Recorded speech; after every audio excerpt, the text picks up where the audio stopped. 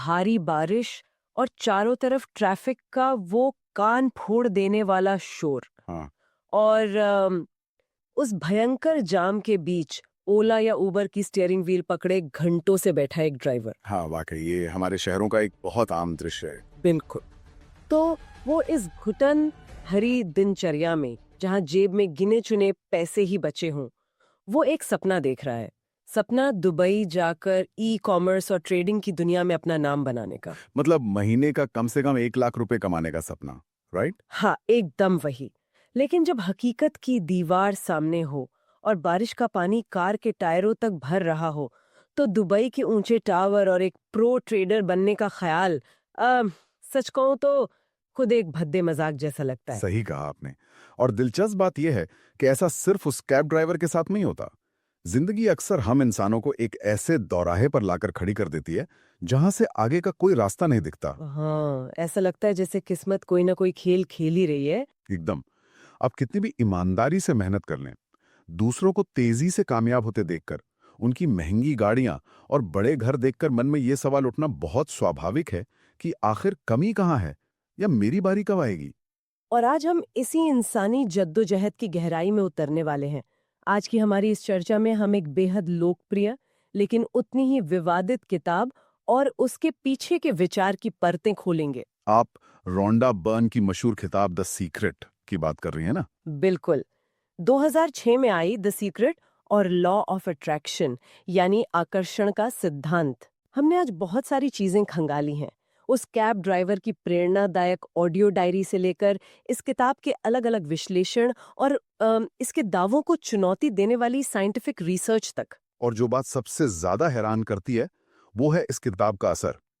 इस एक विचार ने दुनिया भर में 3 करोड़ से ज्यादा प्रतियां बेची। 50 से ज्यादा भाषाओं में इसे पढ़ा गया। हाँ, लेकिन इसकी शुरुआत एक बहुत ही गहरे व्यक्तिगत संकट से हुई थी। 2004 में रोंडा बर्न खुद एक बुरे दौर से गुजर रही थी। पिता के अचानक निधन के बाद उनकी जिंदगी पूरी तरह बिखर चुकी थी। कामकाज ठप था, रिश्ते टूट रहे थे।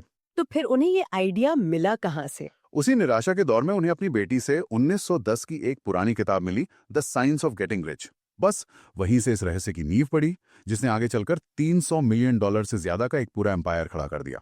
तो आज का हमारा मुख्य सवाल ये है कि क्या सच में ये ब्रह्मांड एक विशाल ऑनलाइन शॉपिंग ऐप की तरह है, ये तुलना बहुत दिलचस्प है। जहां हमारे विचार ही हमारी असल मुद्रा यानी करेंसी है? क्या सिर्फ सोचने भर से चीजें दरवाजे पर डिलीवर हो जाती हैं, या फिर ये पूरा खेल मानव मनोविज्ञान, उम्मीद और बेहतरीन मार्केटिंग का एक अचूक मिश्रण है? इस सवाल का जवाब खोजने के लिए हमें सबसे पहले ये समझना होगा कि आखिर ये थ्योरी काम कैसे करती है। द सीक्रेट का पूरा ढांचा 3 जादुई कदमों पर टिका है। अच्छा, तो वो 3 कदम कौन से हैं? वो हैं मांगना, विश्वास करना और पाना, यानी आस्क, बिलीव और रिसीव। किताब का दावा है कि अगर इन 3 कदमों को सही से फॉलो किया जाए तो जिंदगी में कुछ भी हासिल किया जा सकता है। तो चलिए इन कदमों को थोड़ा खोल कर देखते हैं। सबसे पहला कदम है मांगना, यानी आस्क। इसको ऐसे समझते हैं। सोचिए, हम किसी बहुत ही शानदार रेस्टोरेंट में गए हैं। हाँ। और वेटर सामने खड़ा है, और हम ऑर्डर देने के बजाय बस इतना कहते हैं कि कुछ भी अच्छा सा खाने को ले आओ। तो क्या वेटर समझ पाएगा? बिल्कुल नहीं समझ पाएगा। उसको साफ साफ बताना होगा कि क्या चाहिए। वही बात है। किताब के अनुसार ये ब्रह्मांड भी एक बहुत बड़े कैटलॉग की तरह है, जिसे बहुत ही स्पष्ट निर्देश देने होते हैं। एकदम सही। और इस कैटलॉग में ऑर्डर देने का एक खास तरीका बताया गया है। मतलब हमें चीजें हमेशा वर्तमान काल यानी प्रेजेंट टेंस में मांगनी होती हैं। मतलब हम ये नहीं कह सकते कि मुझे बहुत सारा पैसा चाहिए। सही पकड़ा। क्योंकि अगर चाहिए शब्द का इस्तेमाल होता है तो किताब के अनुसार ब्रह्मांड हमें हमेशा चाहने वाली स्थिति में ही रखेगा। ओह, तो फिर क्या कहना चाहिए? उसकी बजाय ये कहना होता है कि मैं बहुत खुश और आभारी हूं कि मैं अब एक सफल ट्रेडर बन चुका हूं और हर महीने 1 लाख रुपए का प्रॉफिट बना रहा हूं। इसे क्लैरिटी या स्पष्टता कहते हैं। रुको रुको, यहाँ बात सच में बहुत उलझ जाती है, क्योंकि दूसरा कदम है विश्वास करना, और यही सबसे मुश्किल हिस्सा लगता है मुझे। हाँ, विश्वास करना थोड़ा ट्रिकी तो है। इसमें ये मानना होता है कि जो मांगा गया है वो मिल चुका है। मिलेगा नहीं, बल्कि मेरा मतलब है मिल चुका है। अब जरा प्रैक्टिकली सोचिए, जब किसी की जेब पूरी तरह खाली हो, ईएमआई बाउंस हो रही हो, तो वो इंसान खुद को अमीर कैसे मानेगा? वही तो, दिमाग चीख चीख कर कहता है कि भाई ये तो सफेद झूठ है, किसे बेवकूफ बना रहे हो। एकदम, उसका अपना ही दिमाग उस पर हंसता है। यहीं पर किताब fake it till you make it वाली मानसिकता पेश करती है। कहा जाता है कि आपको अपने दिमाग को चकमा देना होगा। मतलब वैसा ही बर्ताव करना होगा जैसे कोई सफल व्यक्ति करता है। बिल्कुल। अगर रत्ती भर भी शक हुआ या मन में ये सवाल आया कि ये कैसे होगा, तो किताब का दावा है कि उसी पल ब्रह्मांड से आपका वो जादुई कनेक्शन टूट जाता है। और तीसरा कदम है पाना, यानी रिसीव करना, जिसका सीधा सा मतलब बताया गया है अच्छा महसूस करना। अगर कोई दिन भर चिड़चिड़ा रहता है या ट्रैफिक में गालियां देता है, तो वो अपनी मनचाही चीज को खुद से दूर धकेल रहा है। हाँ, खुशी और उत्साह से इंसान रिसीविंग मोड में आ जाता है। और यहीं पर किताब एक बहुत बड़ी छलांग लगाती है। वो विचारों को सिर्फ एक मानसिक प्रक्रिया नहीं मानती, तो फिर क्या मानती है? वो क्वांटम फिजिक्स और विज्ञान के भारी भरकम शब्दों का इस्तेमाल करके ये दावा करती है कि हमारे विचार असल में ऊर्जा और फ्रीक्वेंसी हैं। ये आकर्षण के नियम को गुरुत्वाकर्षण यानी ग्रेविटी की तरह ही एक अचूक प्राकृतिक नियम बताता है। मतलब जैसे ग्रेविटी बिना भेदभाव के काम करती है, वैसे ही। बिल्कुल। द सीक्रेट कहता है कि आकर्षण का नियम भी बिना किसी भेदभाव के हर पल काम कर रहा है। तो चलिए इसी पॉइंट पर थोड़ा पुशबैक देते हैं। किताब में एक बहुत ही आम उदाहरण दिया गया है, सुबह उठते ही पैर में चोट लगने का। हाँ, वो अंगूठे के तकलाने वाला क्लासिक एग्जाम्पल। वही कहा गया है कि अगर सुबह बिस्तर से अंगूठा टकरा जाए और आप गुस्से में कह दें कि आज का दिन खराब होने वाला है, तो सच में चाय गिर जाती है या ऑफिस जाते हुए ट्रैफिक में कोई भिड़ जाता है। हाँ, किताब कहती है कि उस एक नेगेटिव विचार ने बुरी घटनाओं को चुंबक की तरह खींच लिया। लेकिन क्या सच में ये ब्रह्मांड की तरफ से दी जा रही कोई रहस्यमयी सजा है, या फिर इसका एक बहुत ही तार्किक कारण है? अगर मेरे पैर में चोट लगी है और मैं गुस्से में हूं, तो मेरा ध्यान भटका हुआ है ना? हाँ, ध्यान भटकेगा तो चाय गिरेगी। वही तो, मैं चिड़चिड़ी होकर ड्राइव करूंगी तो किसी से भिड़ूंगी ही। तो क्या हम अपने ही खराब मूड और गलतियों का ठीकरा एक ब्रह्मांडीय चुंबक पर नहीं फोड़ रहे हैं? ये बहुत ही सटीक सवाल है। क्या हम हर घटना के लिए सच में एक अदृश्य शक्ति को जिम्मेदार ठहरा सकते हैं? मनोविज्ञान इसको कॉग्निटिव बायस कहता है। जिसे हम पुष्टिकरण पूर्वाग्रह भी कहते हैं। बिल्कुल।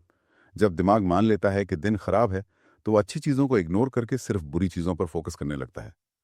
लेकिन देखिए, इन तार्किक सवालों के बावजूद इस किताब के चमत्कारी दावों की अनगिनत कहानियां मौजूद हैं। जैसे कि वो जॉन असराफ की कहानी, वो तो सच में रोंगटे खड़े कर देने वाली है। हाँ, जहां उन्होंने 1995 में एक विजन बोर्ड बनाया था। एक ऐसा बोर्ड जहां आप अपने सपनों की तस्वीरें लगाते हैं, और उस बोर्ड पर उन्होंने एक बहुत ही शानदार सपनों के घर की तस्वीर लगाई थी। फिर वो कई बार अलग अलग शहरों में शिफ्ट हुए और करीब 5 साल बाद वो कैलिफोर्निया पहुंचे। जहां उन्होंने एक घर खरीदकर उसे रेनोवेट किया। एकदम सही।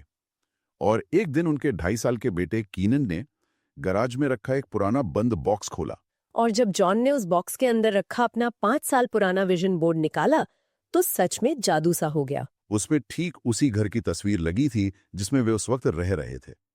मतलब उन्होंने अनजाने में हूबहू वही घर खरीद लिया था। ये कहानी सुनते ही ऐसा लगता है कि विजुअलाइजेशन ने ब्रह्मांड को मजबूर कर दिया वो घर उन्हें देने के लिए। धन और स्वास्थ्य को लेकर भी लोग ऐसे ही बड़े दावे करते हैं, जैसे लगातार 30 दिनों तक शीशे के सामने खड़े होकर ये दोहराना कि मैं ये खरीद सकता हूँ, ताकि दिमाग की कंडीशनिंग बदली जा सके और गरीबी का डर खत्म हो।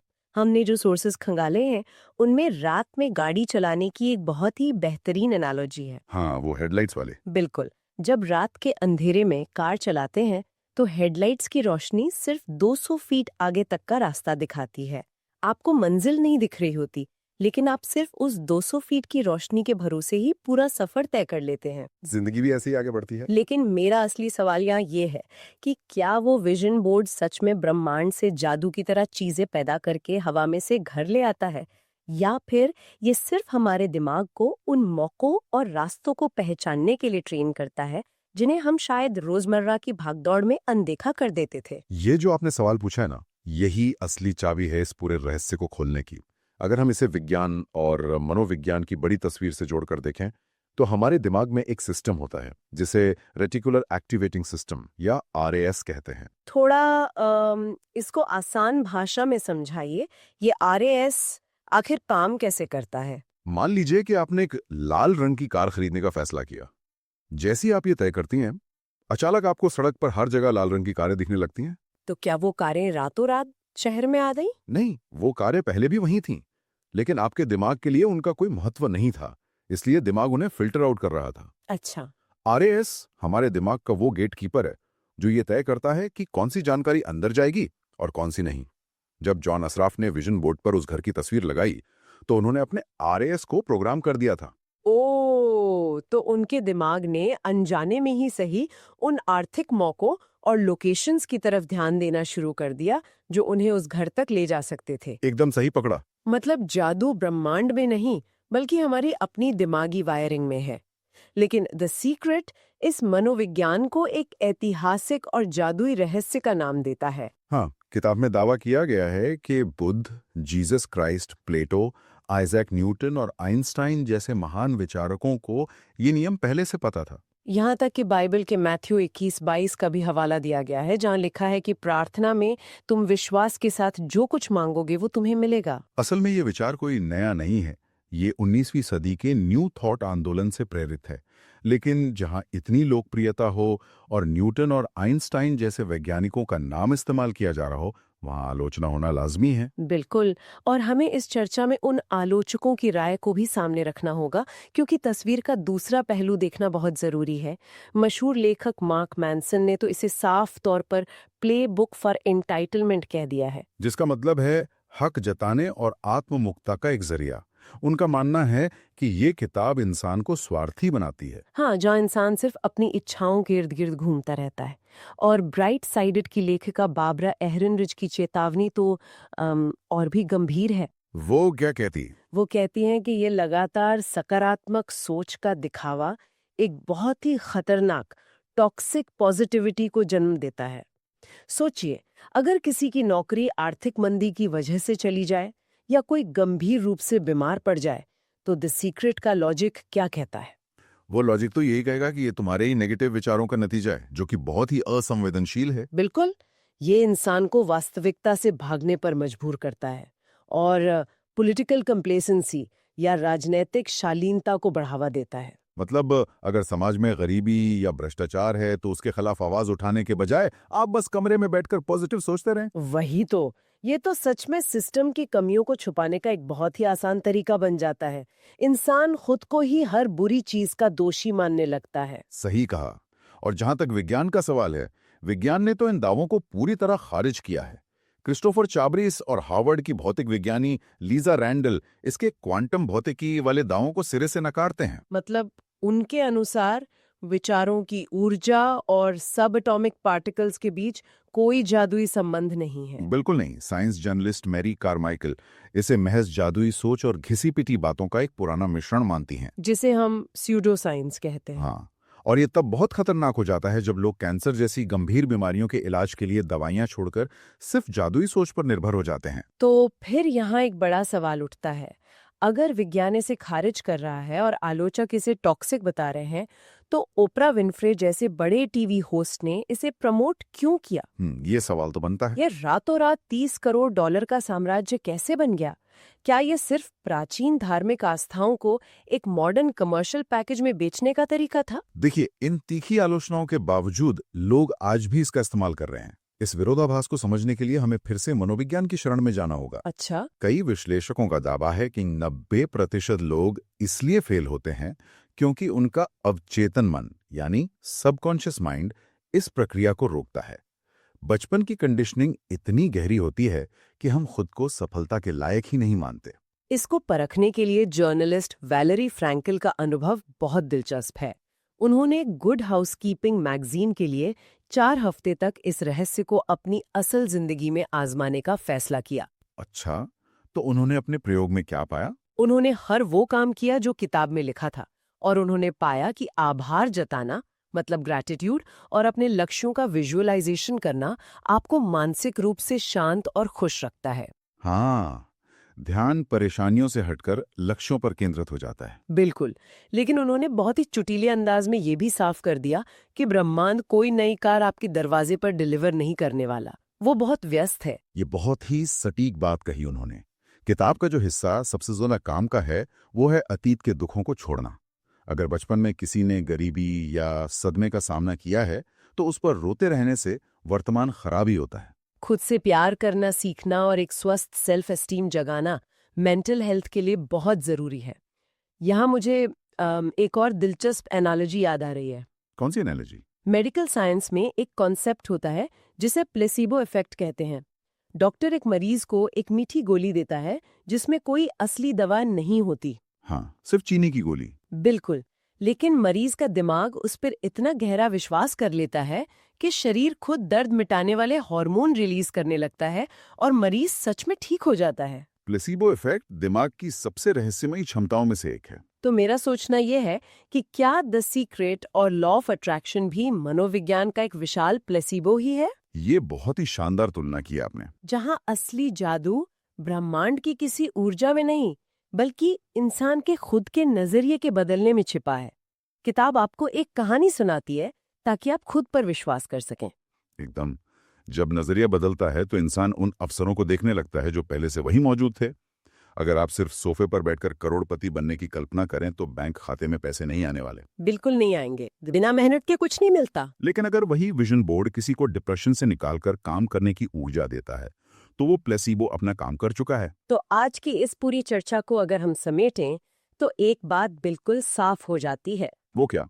भले ही लॉ ऑफ अट्रैक्शन के पीछे क्वांटम भौतिकी का कोई पुख्ता विज्ञान ना हो या ब्रह्मांड कोई कैटलॉग ना हो जहां से आप अपनी इच्छाएं ऑर्डर कर सकें, सही बात है। लेकिन अपने विचारों को सकारात्मक दिशा देना, लक्ष्यों को लिखकर दीवार पर लगाना और नकारात्मकता से दूर रहना, ये सब मेंटल हेल्थ के लिए बेहतरीन टूल्स हैं। जो लोग आज की ये गहन चर्चा सुन रहे हैं उनके लिए समझना जरूरी है कि केवल सोचना काफी नहीं है और हर बुरी घटना के लिए आप खुद जिम्मेदार नहीं हैं। सही मानसिकता और मेहनत दोनों जरूरी हैं। द सीक्रेट शायद ब्रह्मांड का कोई छिपा हुआ नियम ना हो, लेकिन ये मानव मन की उस असीमित क्षमता को जरूर दर्शाता है जो उम्मीद और फोकस से पैदा होती है। बात तो एकदम सही है, लेकिन चर्चा खत्म करने से पहले मैं एक अंतिम विचार छोड़कर जाना चाहती हूँ। कुछ ऐसा जो आज के हमारे इस डिजिटल दौर पर एक बड़ा सवाल खड़ा करता है। अच्छा, वो कैसा सवाल है? अगर हम द सीक्रेट की इस बात को थोड़ी देर के लिए सच मान लें कि हम जो लगातार सोचते हैं वही हमारी असलियत बन जाता है, तो जरा आज के दौर पर नजर डालिए, जिसमें सोशल मीडिया का सबसे बड़ा रोल है। बिल्कुल। आज सोशल मीडिया के एल्गोरिदम्स लगातार हमारे दिमाग में नकारात्मक, सनसनीखेज और डरावनी खबरें फीड कर रहे हैं। हम दिन भर वही देख रहे हैं और उसी पर चर्चा कर रहे हैं। ये तो बहुत ही गहरा पॉइंट है। तो क्या हम सब अनजाने में ही सही एक बहुत ही सामूहिक और डरावने भविष्य का विजन बोर्ड नहीं तैयार कर रहे हैं? वाकई ये सोचने वाली बात है। अगर हमारे विचार हमारी दुनिया बनाते हैं तो हम अपनी स्क्रीन पर देखकर कैसा भविष्य बना रहे हैं? इस पर जरूर विचार कीजिएगा। मिलेंगे अगली बार एक और दिलचस्प विषय की गहराई में उतरने के लिए। तब तक अपने विचारों का ध्यान रखिए।